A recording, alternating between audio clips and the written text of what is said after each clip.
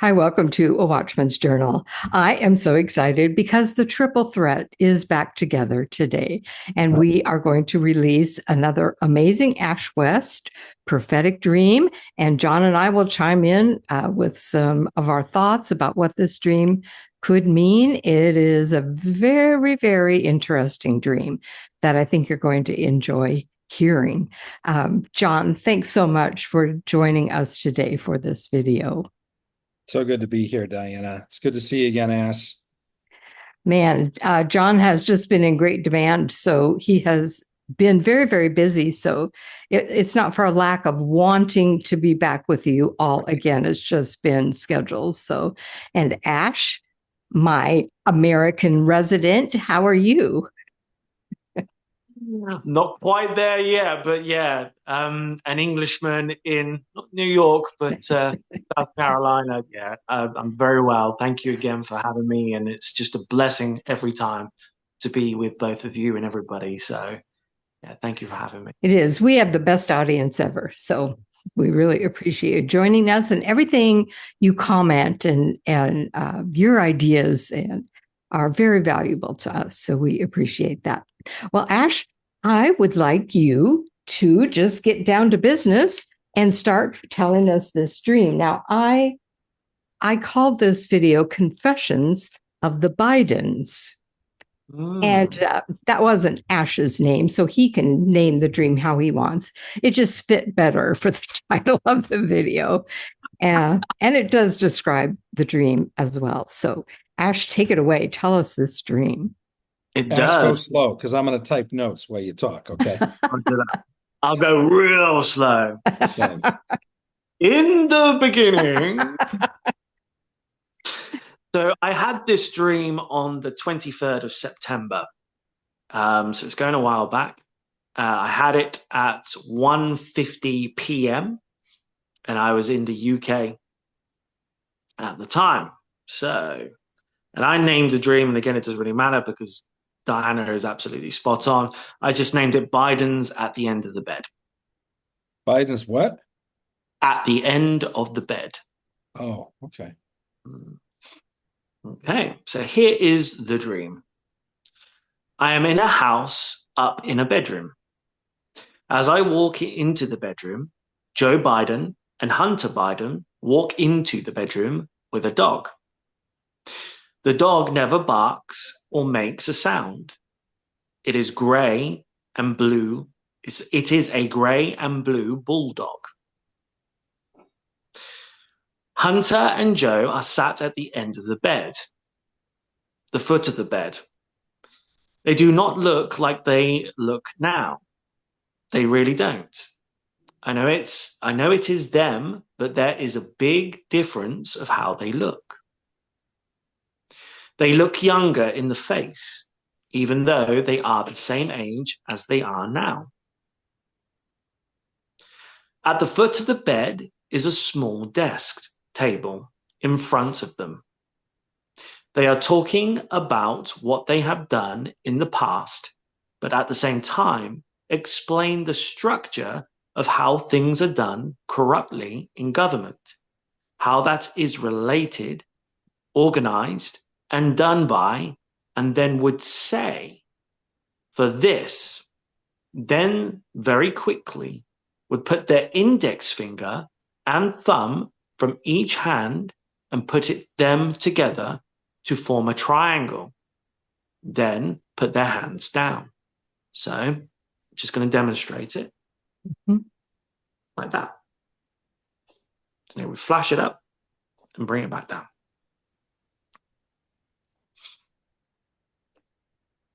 It was Hunter that was doing the majority of the talking. They were openly being interviewed. I wasn't doing it, and there was no one else there. There was nothing wrong or no restraint with what they were doing or saying at all. They were openly telling people as I was seeing the angle of them change. I would be directly in front of Hunter's face. Then I would see them both in a shot. Then the camera angle would move to the right. below their faces as Hunter continued to talk. He was telling the whole story of what they have been doing, what they got up to, but more importantly, the infrastructure of the way things are within the government. What and how this organization of the finger and thumb works in and with it. And dream. Wow. That very interesting dream. That something's changed. That this could happen. And Sounds it really, illuminating. what was that, John? I said it sounds illuminating. Well, yes. And actually the timestamp, the date adds up to 22, which means illumination. Mm-hmm. Mm-hmm. And it's also part of the name of an organization that I don't know if we'll mention them, but it has that name in it as well as you put two and two together. Yeah, I think they have something like 33 degrees of separation from something. It's funny, I'm actually looking at the email that I sent to you, Diana, and yes. I sent it to you is 222. What? Oh my gosh. I love 222. We call that the number of spiritual intelligence. Wow. For many reasons, including the zip code of Langley, but also no way. Obviously, Daniel 222 is he reveals the deep and hidden things. He knows what lies in darkness, and light dwells with him. Wow. Well, maybe we should start at the top here. You're in a bedroom, that's really an interesting place that an interview, a confession would take place. So, a bedroom is kind of where things are kept hidden or private. So they're not talking before an audience here. This is happening behind the scenes kind of thing. And they come in with that gray and blue bulldog, which a bulldog makes you think of something. That dog won't let go if it gets a hold of something. So that's where we get the expression he hung on like a bulldog. But gray and blue, what immediately came to my mind was the Civil War. And it's like, whatever this confession is doing, it could prevent a civil war from developing in America again. What about you, John? You got some initial thoughts there? Well, it's interesting because there's a series of dreams that we've gotten. I think it first started with the Rachel Ham dream, but then there's been multiple ones about the Obamas walking into a hotel room and then laying on the bed, just kind of crossways, nothing weird or anything, but just kind of like laying sideways on the bed with people. And I know 3 or 4 people that have had this kind of a dream. Huh. So the idea of being at the end of the bed in a room that they had to walk into, it's not like they were there. They came in and presumably were invited in. I heard intimacy and exposure for bedroom. And when it said Joe and Hunter walked in, I heard invited. The bulldog, I heard Navy, which I thought was interesting. But I like what you said very much about the Civil War with the gray and the blue. And the idea of being at the end of the bed, excuse me, beds weren't designed for you to sit at the end of them. They're designed to be a place of rest, a place of intimacy, a place of, where God speaks to us on the night hour, things like that.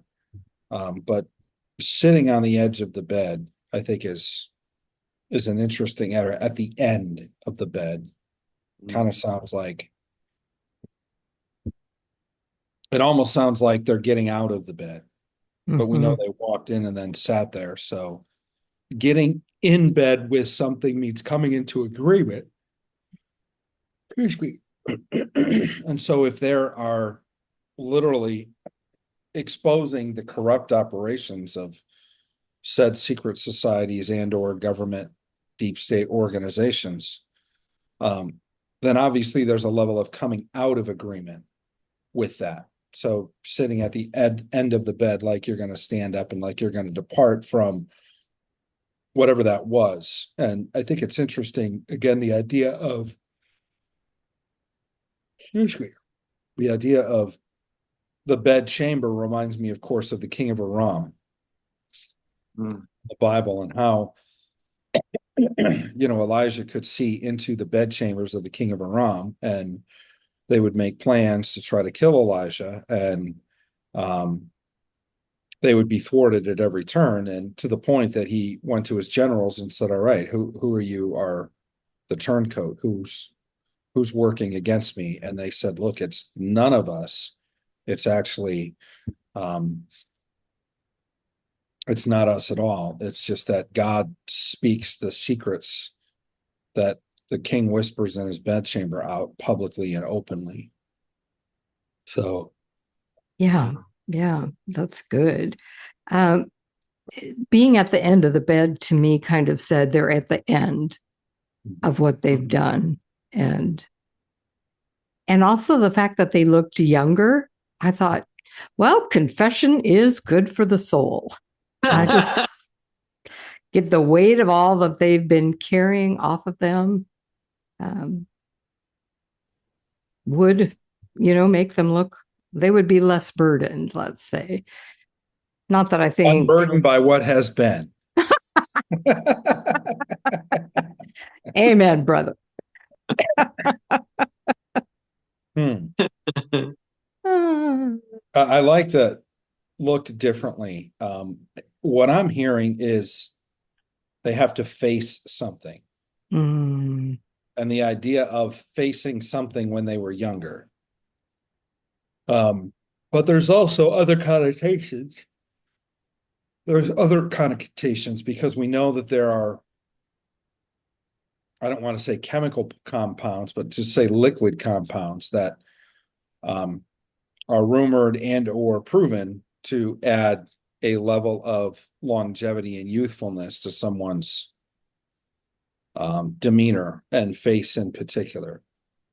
So I think it's interesting that they were the same age, but they looked different. They're at the end of the bed, and at the foot of the bed is this small desk, mhm. and they're talking about the past. Um, for some reason, and I don't know if I know why, other than I think it points to another dream, is when it talks about the desk at the end of the bed, I think of JFK. Okay. And I believe I had a dream with him in it where he was like sitting writing, or a friend of mine had a dream with him in it where he was sitting at a small desk and writing something like his memoirs or his diary or a letter. I actually have a dream called The Letter from JFK, and it was sent to me in an envelope, and it talked about different points of his life, which I think was pretty intense and incredible. But at the foot of this bed, there was a small desk, and it was from that place. And again, to me, it feels almost like a scribe or like an accountant, like at the end of the day or at the end of the bed, there's going to be a level of recording, writing down, accounting for whatever's taking place. And it's interesting because you mentioned that it felt like they were openly being interviewed, but there was no one else there. Mm. And I also thought it was interesting that Hunter talked the most, but then obviously the explaining the government corruption and the index finger and thumb together, forming, the famous or infamous triangle that is a symbol of various corrupt entities. Um, I feel like there's a connection between both what happens on the bed and what happens afterwards, related to the small desk. And then I also feel like there could be other times and other seasons or other dreams that feed into this. Mm. Was there anything on the desk, Ash?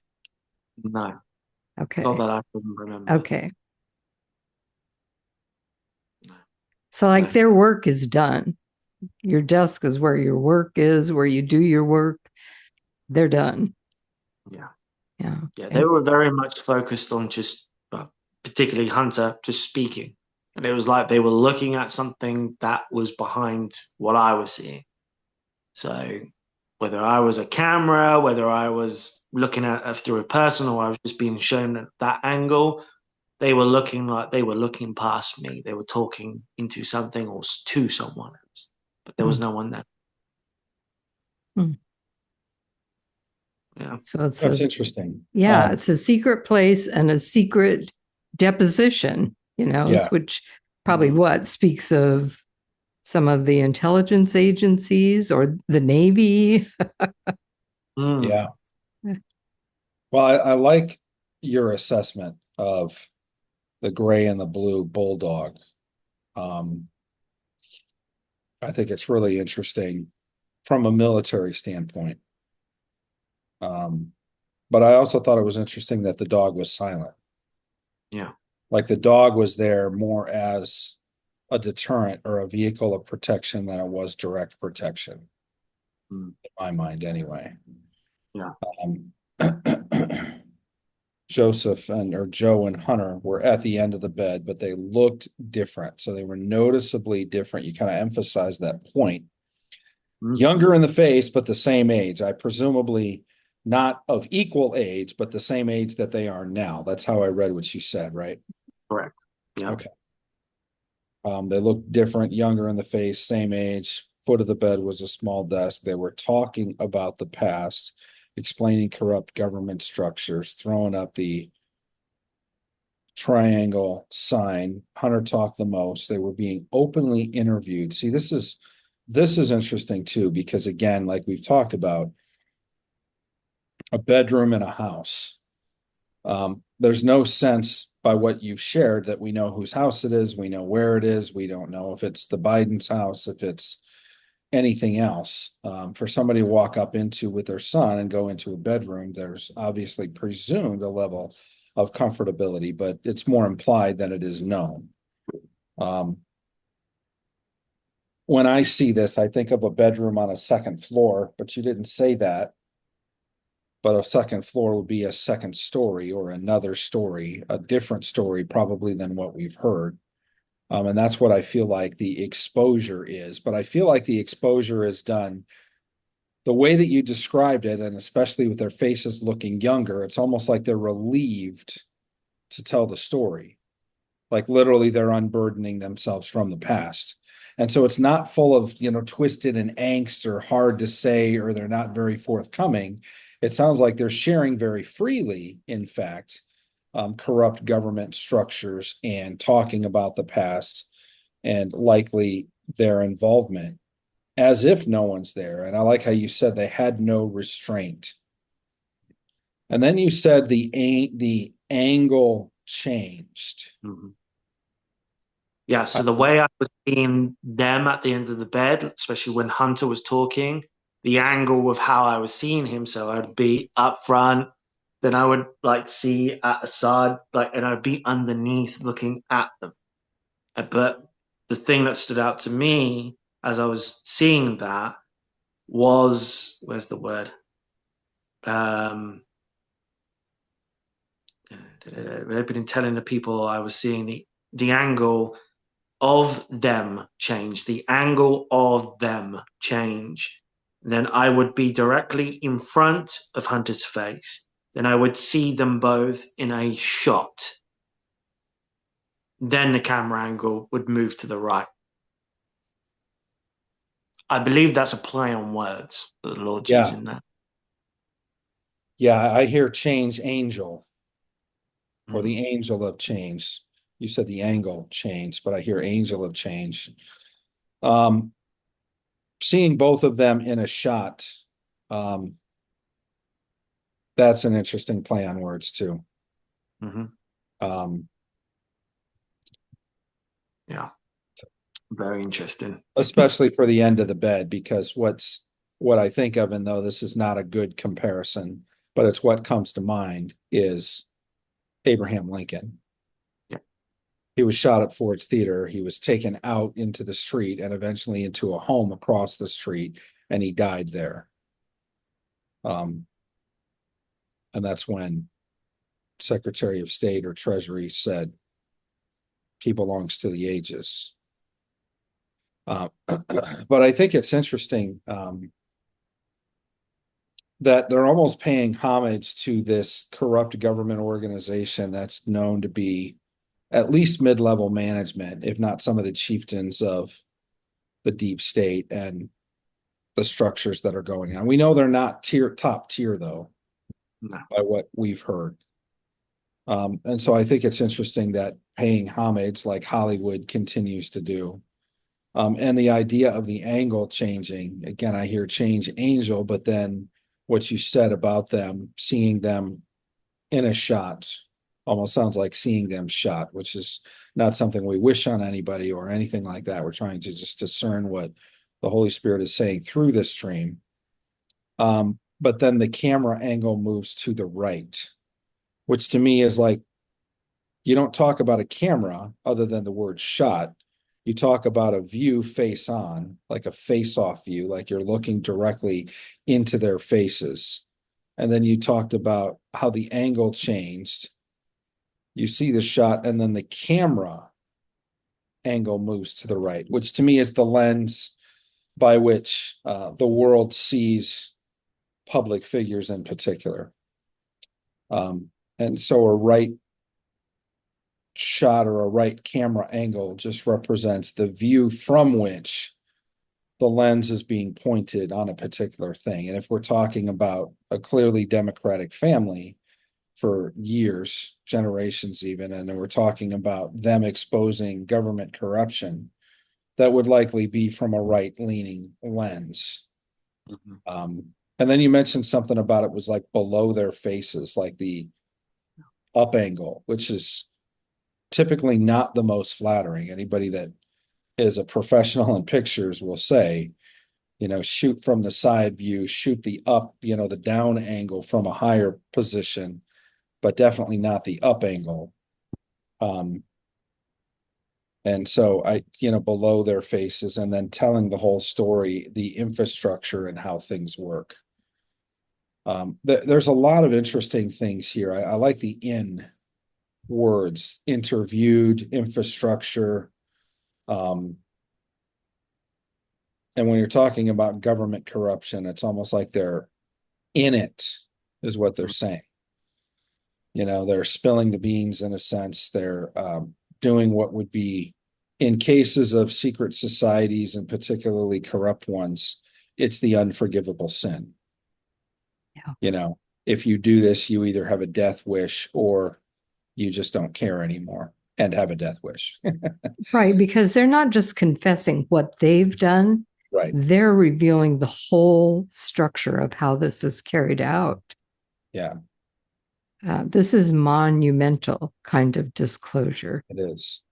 And it's multi-generational too. Yes. So as much as we've heard about things like the Hunter Biden laptop, and then we've heard about the relationships on the business side in Ukraine and so many things on the Joe Biden side, for both of them to be sitting there, but for Joe to be really, or for Hunter to be really spilling and saying a lot. Yeah. I just think it's interesting. Yeah. I did hear angel of change. I think there would need to be a change of heart, or a change of certainly of circumstance and situation for an event like this to actually play out. It sounds at a base level kind of literal, but there's obviously some nuances that are hidden, like hidden Easter eggs in, like the bulldog with the blue and the gray, like the looking younger, like the end of the bed, like the desk at the end of the bed, like the triangle, interviewed, infrastructure, no restraint, angle changed. We see three different angles. We see the face on or the face off, which face off means removing of the mask. I think of the movie Face Off where they swapped faces, but it's a direct face view, but it's, instead of being more like a side view, it's more of a straight on face view. And so that's how it starts, with seeing their direct countenance, realizing that they look younger and they appear to be younger, and then the angle changes initially to below their faces, like the up angle, and then you see them in a shot, like in a still photo almost. Yeah, just like in a shot, like it was, yeah, very still, very like you've gone from the face front to the side to the underneath, and it's like every one of them is still, as Hunter's still talking, I can hear him, but every one of them is just like from one angle to the next to the next, and then it's back. So if the angle is an angel of change, then maybe we have a camera angel instead of a camera angle who's revealing all this to Ash. Yeah, I think, movies, we often compare dreams to movies. And, we say in the movie theater, especially Ash's. Yes. And obviously there's color in this one, so you're seeing things in color. So I think it's interesting, but just to be clear, you see a front face-on view, then you see the up angle, then you see the still shot, and then you see the camera to the right. Now, the camera to the right and the up angle, were those still photos or were those moving camera shots? It was like a transfer, so they weren't still, so it went from that, and it's almost like I blink, and then I'm on the next one, and then I blink, and then I'm on the next one. So, but it's so weird to describe. It flows. That makes sense. It's not like a snap, and you're like, it's not like that. It's a smooth moving. I don't know. It just flowed. It just flowed. I So a can't describe. smooth transition. Yeah. Sounds like it went from being the face of the nation or face the nation to seeing what's underneath. Like if somebody, just for the sake of argument, if somebody's wearing a mask, shooting the up angle would be probably the most compromising view, because you could readily see anything around the neck or any discoloration or discrepancies between skin tones and things like that. And then the shot, the other thing too about when you said I saw like a shot. Now I know you just said there was more of a flow to it, but it was also kind of like boom, boom, boom, boom. The idea of a shot and a still photo to me represents passing into history. It represents a moment in time that then becomes a past, and you're looking at a moment. That's why I wanted to know, is it a live interview where the camera's moving and you can tell the characters are moving in the camera, or is there a place where you said the word shot and there's a passing into history? Because that's really significant. Yeah. What were your thoughts, Ash? I'm trying to go back to that moment, and I can't. Nothing's changed. It's just that smoothness, that flow that went through. So there's nothing different or something I've missed at this time. So yeah, but that again, the play on words that we know that the Lord wants you to go out and seek, wants you to go and find, and the deeper and the more you press in, the more He just reveals to you. The image becomes clearer. The understanding of it becomes clearer. Again with you, John, the thing that stuck out to me at the end is the eyes, like the important thing, the words that the infrastructure, importantly, things within the government, how the organization of the finger and thumb works in and works with it. So it's in that showing you, he's showing you it's in your government, but it works with it as well. And to me, it's like I see like almost like a connecting, like you see on detective movies with the red pin in the string. With this dream, it's the bottom connects to the top of the dream. And I'll explain this. So it says, is the first thing it says is, I am in a house up in a bedroom. So I am in a house. It's not, I'm in a bedroom, I'm in a house. And I got White House. And it's just that connecting confirmation from the beginning of the dream to the end of the dream. It opens and it closes, addressing the or the same place. So, and everything else is within that infrastructure, that frame that is controlled by the finger and the thumb. That's what really stood out to me. And again, you guys picking up on the whole Elijah thing, bedchamber, seeing it up, being shown here, the word being shown here, up in the bedroom, having that higher view, that higher perspective, and not being able to be thwarted, to be stopped, because it wasn't. That interview wasn't stopped. There was nothing holding Hunter or Joe back from saying anything. There was no fear. There was no hesitation. There was neither either any joy or pride. It was just, these are the facts. We're saying it. There's nothing stopping it from being said.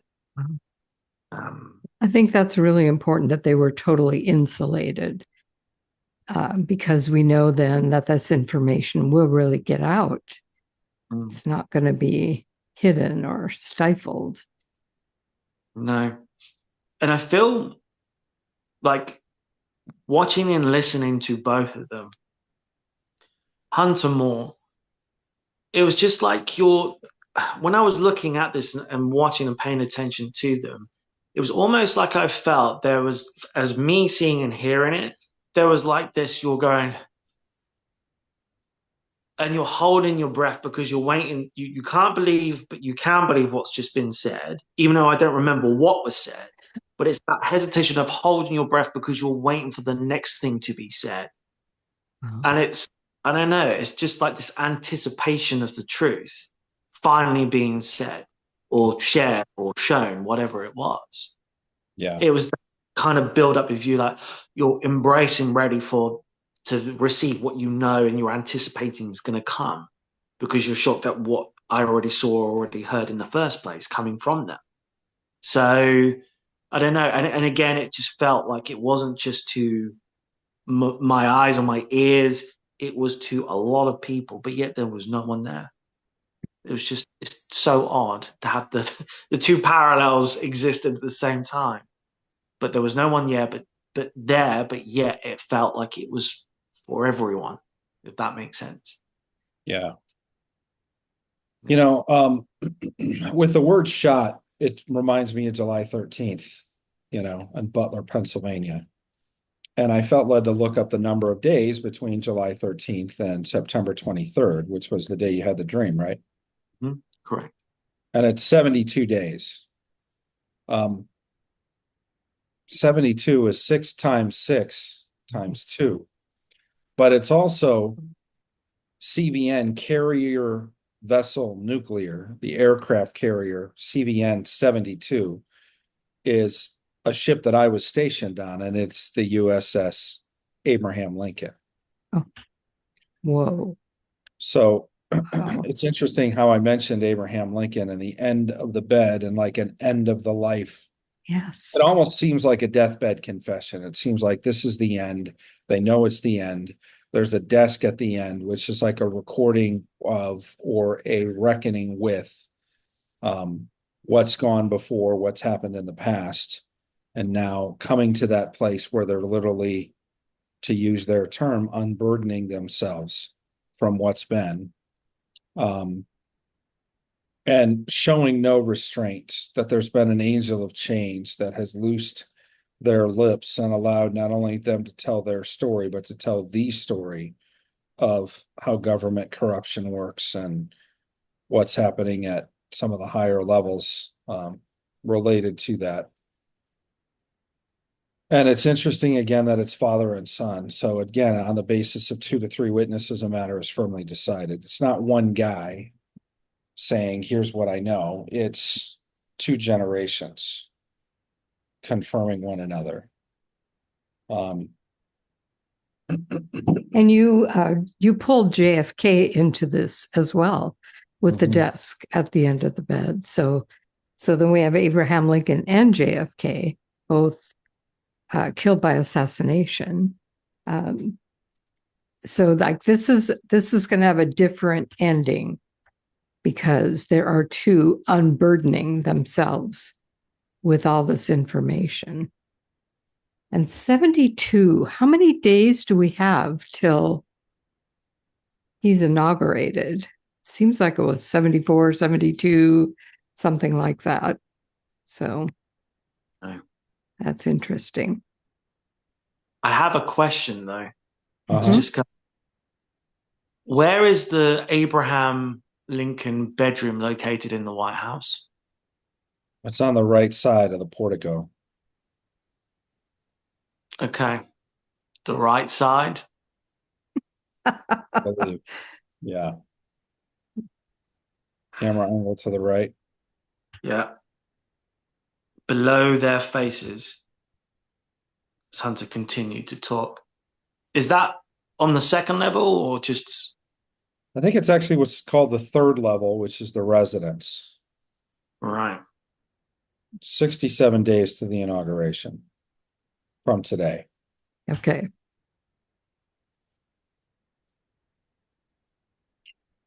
From the date of the dream, that's 119. Okay. Hmm. Hmm. Because this is just reminding me of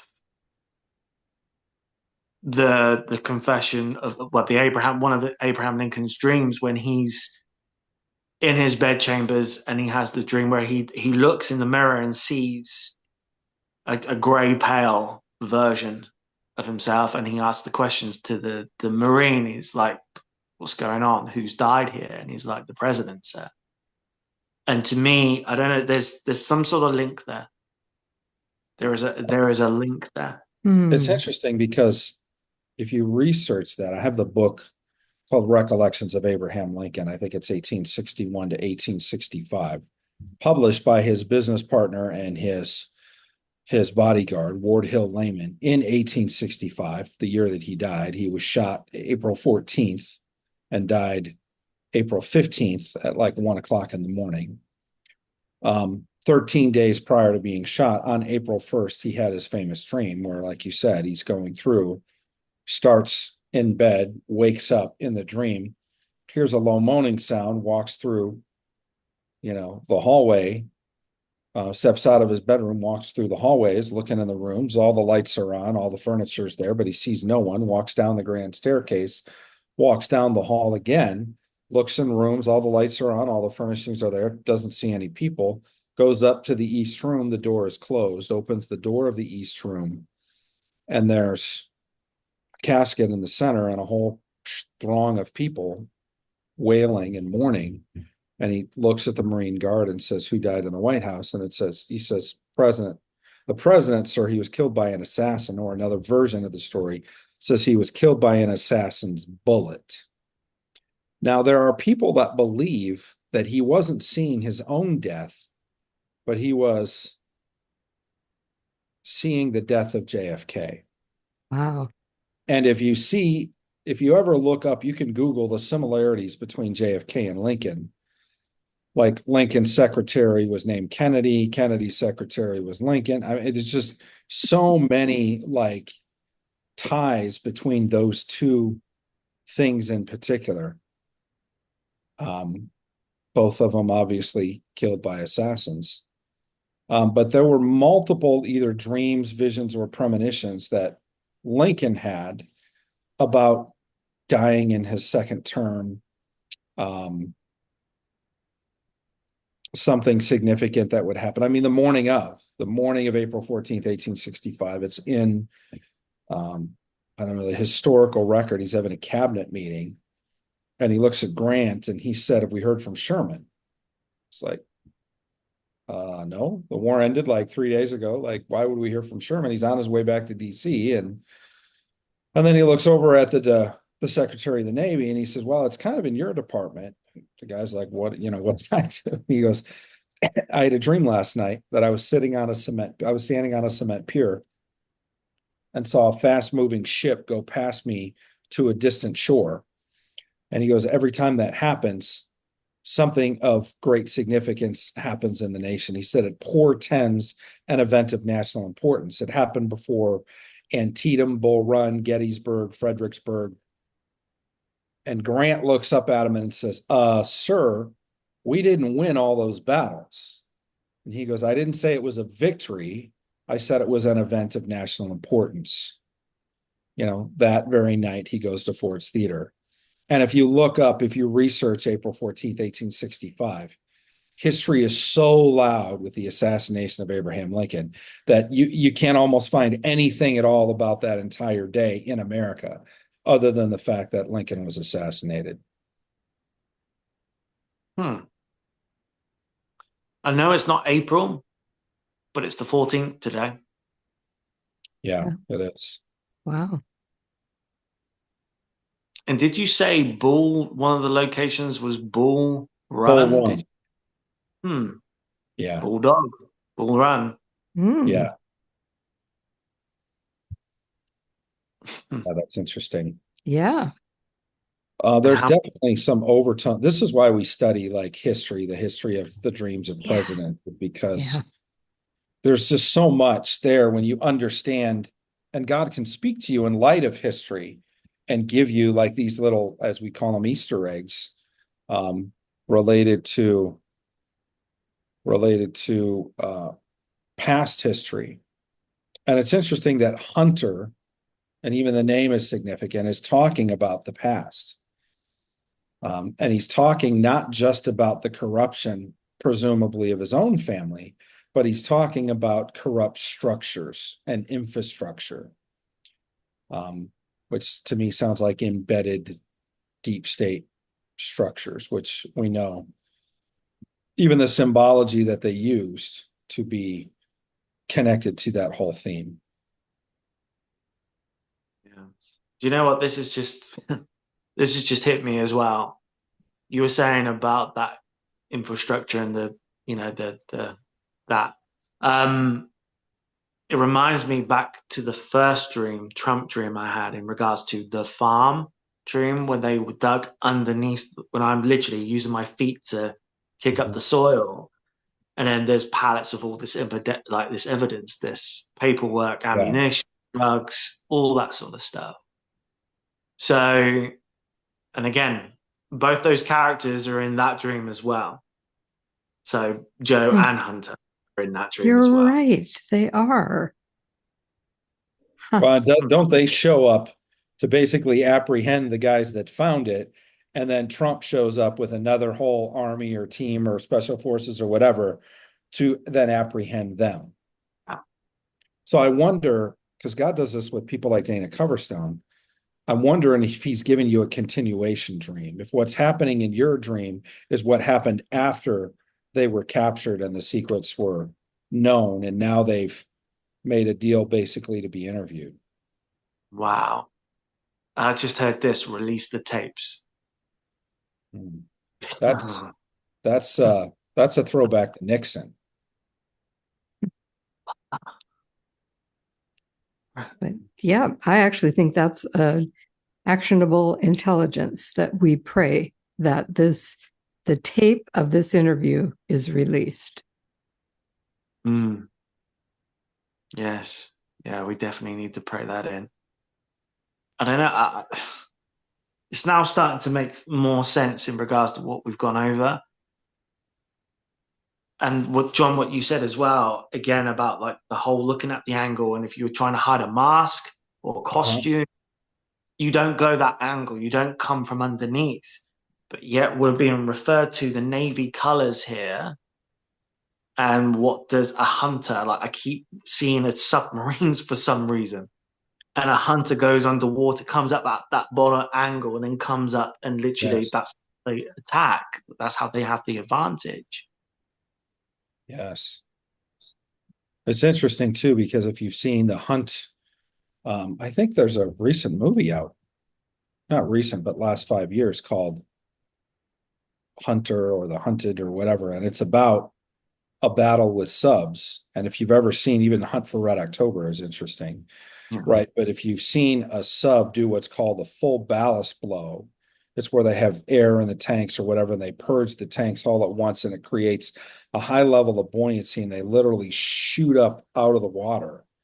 So a full ballast blow would be like akin to spilling your guts, like just letting it all out and revealing everything. And then obviously revealing your position as they come up out of the water, it breaks the surface of the water and then it splashes. Would make even more sense considering that the dog didn't bark or make a noise. Again, run silent, run deep. Yeah. Wow. So that's the idea of something being underwater, or veiled or hidden. And then suddenly being exposed in a massive way. Wow, this has been fascinating. Ash, you have the most amazing dreams. I don't know about that, but I'm honored to share them. Well, thank you for sharing them. They're amazing. I'll go to you for final thoughts and then to John. And this is amazing. And audience, we want to hear your insights and ideas about this dream too. So Ash, what do you want to leave us with this I dream? just echo that. Like whatever the Holy Spirit is, like you have on live dreams with John and the team there on Dream Life Decoded, chime in, put down in the comments what the Holy Spirit's revealing to you, what keywords or symbols that you find. But that actually helps us put the jigsaw puzzle together. So we all really appreciate that. I just, again, there's a lot here that can't be discussed, I feel, but what we have done is gone over the frame, the outer works of this. And I believe like we all have this responsibility now to go through the middle of this and to pick with the Holy Spirit. He is the interpreter of dreams. Daniel and Joseph claimed this and said this in the word. So it's biblical. You can't deny this. So go through it with him. I'll release this dream. I'll print it off and I'll release it. I'll put it out. And if we can get Callie or someone on the team to share that out, you guys can do your homework and you can literally go through the summary. You can go and do the Joseph method. And again, you don't understand what that is, come to Dream Life Decoded, go and have a look at the Dreams Through the Bible series with John and his team, and you'll understand how to go through that process. And come on live dreams every Tuesday at 6 p.m. Eastern as well. For me, this dream is literally just what we've picked up. The Lord's shown us the outer frames. I think as we go through this, there is some critical information there that can't obviously be shared, but there's enough there for you, like a dog, to chew on and literally get hold of, pulling with the Holy Spirit. This is amazing. It is amazing. I just love the way he plays on words. And it's not what you're seeing. It's actually him going, you saw this, you write this down, but it's when you write it down or document it, you're looking at it and you go, there's the enigma, there's the code. And you're like, it's almost like you're turning the words around and you're getting the revelation of what it truly means. And you get such a big thrill and excitement and buzz from that. There's very few things in life for me so far that can match that euphoric feeling of going, I've just really truly understood what God was showing me and telling me. Trust me, guys, when you get it, you really do feel alive. So that's what I want to share. But again, thank you so much for giving me the opportunity to do so. Well, thank you for joining us. John, give us your final thoughts. I think, there's so much in these dreams. It makes me want to take everyone on as a personal project and spend, hours and hours and hours diving deep, because I feel like we've scratched the surface and I feel like we got some key points, but I still feel like there's more. And that's what I love is we say, abandon yourself to the journey of discovery. when it comes to dreams. Like, go down the rabbit hole. Let God have access to your mind and your thoughts. I mean, we teach people how to get a word of knowledge, and it's really just be quiet. Don't go in with your agenda. Don't go in with what you think you know. Don't be like, oh, dog is man's best friend. Maybe not. It might represent, the detritus of a coming war or the prevention of one, to quote the movie Tenet. But I think there's always so much, and we know in part and we prophesy in part. And what I really love is about the job that I get to do and the vantage point that God has given me on the wall is being able to have a history of reading and interpreting thousands and thousands of dreams, a lot of them that are national level significant and or historic. And God will bring those pieces to mind. Just like even before we started, we were talking about another dream that Ash had and how it related to a dream about a joint session of Congress and snakes and things like that. And I love that God does that. If you want God to speak to you about what's going on the national level, and you want to really understand what is happening in our nation, read.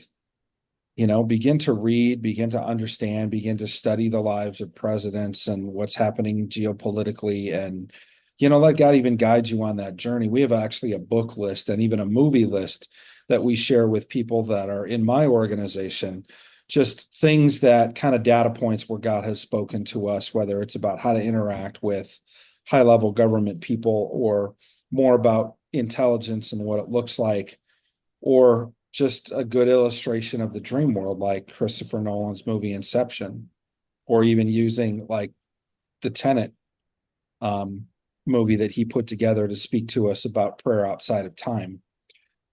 There's just so much. And so I love it when I get the opportunity to hang with my friends here, because it just, even though life gets busy and there's transition and there's things going on, it like pulls me back into that place of just really yearning and desiring to hear from God more in dreams, and then to be able to research the depth of dreams. I was sharing with both of them something that we're going to probably release soon, which was a conference. It was a seminar that I did in Detroit. And the last day, somebody had a 3-letter dream that they shared. It was their 3-word dream. It was simply a 3-word dream, but we spent probably an hour or an hour and a half unpacking it and then decreeing over a city what God was saying, and literally feeling the heavens break open, feeling like a gate was opened and a portal was, and there's people that have sown 30 and 40 years into that city that were in the room. And it was just, we were just kind of looking at some of the pastors and leaders there, and we're just like, what do we do now? And they're like, I don't know. We've never seen anything like this. And it was a 3-word dream. We're going to release that whole thing at some point soon here. We're still editing and putting the dream report together on it, but just reminded of the depth that God has. And he is not a shallow person. If you can interpret your dream in 30 seconds, I would just challenge you to go spend and sit with it for a couple of hours, particularly if you feel like it had to do with national level or even with your life. There were some things that even happened this week in live dreams that were just mind-blowing. The last dream that we did in live dreams, this was just, God would give me an impression and I would go out on a limb and say, I don't know if this is the case, but it feels like this could be this.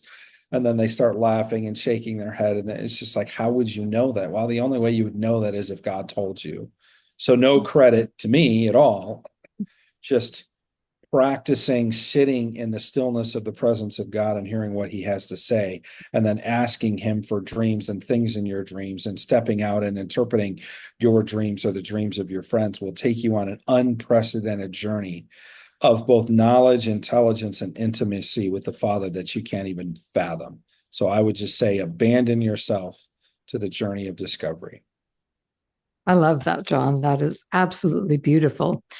In the description box of this video, There will be ways where you can find John, learn more about spiritual intelligence mentorship that he offers, and Ash, and where he's posting and what's going on with him.